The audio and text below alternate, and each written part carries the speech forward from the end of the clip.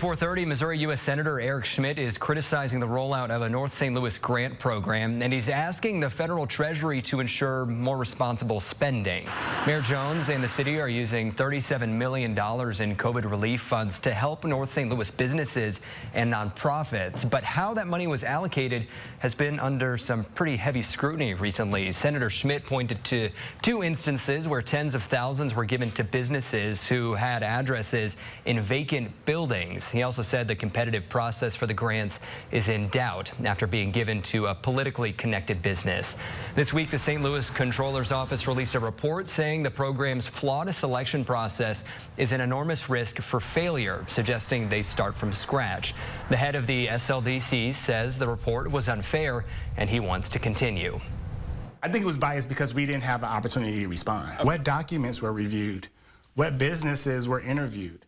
What information was gathered in order to make these conclusions? Senator Schmitt urged the Treasury Department to have more oversight on all COVID fund spending, including these grants, asking them in a letter what they're doing to defer fraud and abuse. New at 4:30.